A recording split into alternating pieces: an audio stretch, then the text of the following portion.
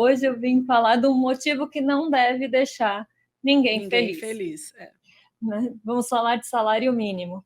Né? Ontem a gente teve uma revisão, né, do INPC pelo Ministério da Economia.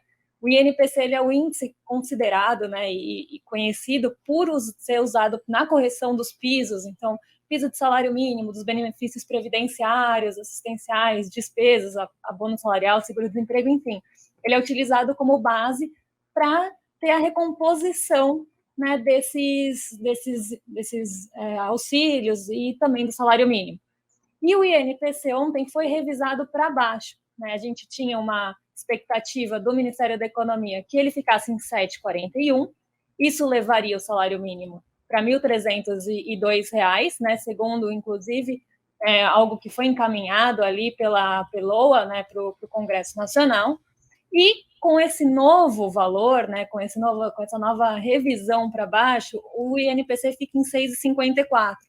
Isso faria com que o salário mínimo tivesse uma redução de R$10 em relação ao proposto anteriormente. Então, a gente estava falando de um salário mínimo para 2023 de R$ 1.302, e esse salário mínimo cairia, né, R$10, poderia cair, né, isso ainda não está completamente ainda decidido.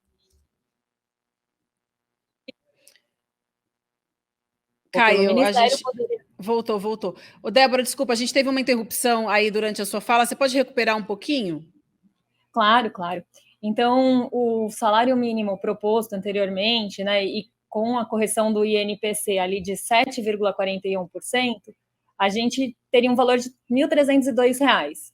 Após, né, essa redução do INPC, né, então com essa redução de perspectiva de inflação, o novo salário poderia chegar a R$ 1.292. Então, uma redução de R$10 do que havia sido proposto anteriormente. Se a gente pegar o que foi proposto ainda antes na LDO, esse novo valor de R$ 1.292 ainda fica abaixo dos 1.294 que tinham sido propostos.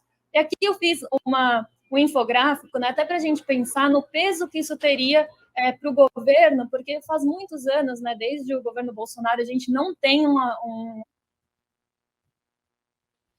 ele sempre fica ali sem corrigir, né, a inflação, e cada R$1 que o governo gasta ali para aumentar o salário mínimo tem um impacto de 389,8 milhões no orçamento.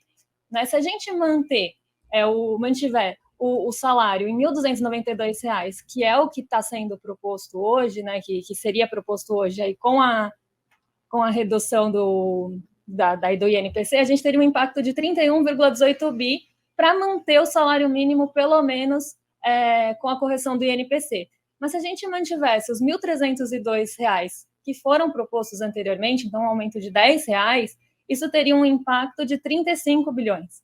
Então, seria uma diferença aí de 3,9 bilhões, algo que é muito pequeno para o governo, inclusive se a gente comparar com outros gastos infundados, aí se a gente pegar gastos com orçamento secreto, enfim, coisas aí que a gente vê, né, esses gastos horríveis aí do governo. Se a gente pegasse um valor aí de 3,9 bi, a gente poderia subir R$10 o salário mínimo, ficar acima da expectativa da inflação pelo Ministério da Economia, e isso traria um impacto não só benéfico para a população, mas também para a economia como um todo, porque também cada aumento